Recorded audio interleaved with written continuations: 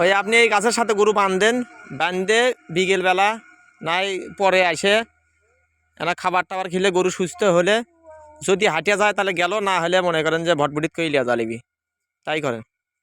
আর শুধু শুধু শুধু শুধু শুধু গরু শুধু দেখছেন কি পরিমাণ আঘাত লাগছে ওই তাই করেন আপনি। গরু এই জায়গার থেকে যান, গরু কেউ লিবি না। এখন আপনি যে গরুটা এই হারে মারিচ্ছেন, না না আপনি এই আকুরখানা থেকে গরু কুবিয়ে কুবিয়ে লিয়ে আসছেন কাতরা বুঝছেন। গরু আপনি কিসের জন্য নিয়ে গেছিলেন?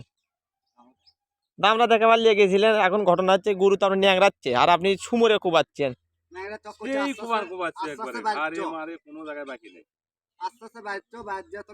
বাড়িতে যাবেন তা কোবালে হবি গরু। গরু এই জায়গা বান্ধে থুয়ে দেন, থুয়ে দিয়ে পরে যখন সুস্থ হবি তখন লিয়ে যান, নাহলে গাড়িতে করে লিয়ে যান। মানে হাল দিবেন গরু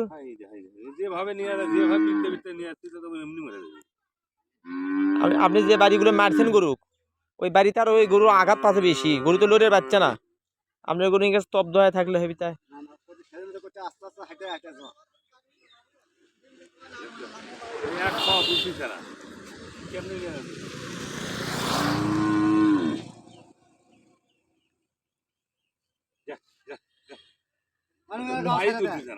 গায়ে পায়ে তুলে গরু ন্যাংরাচ্ছে তো। যে বাড়ি মারছেন ওই গরু কাঠি কুটি ভাঙ্গে যাবি তো। লাঠি ডালেছেন কি হাত দ্বারা? লাঠি মানে লাঠি ফাটে গেল।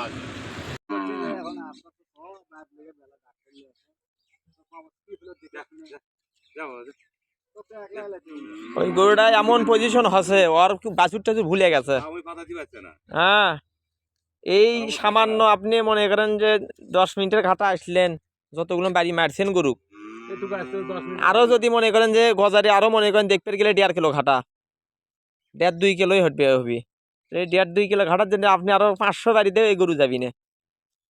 অর্ধেক ইয়ে করেন, গাড়ি নেন, গাড়িতে নিয়ে যান। খাবার দাও তো, দেখো তো খাই নাই।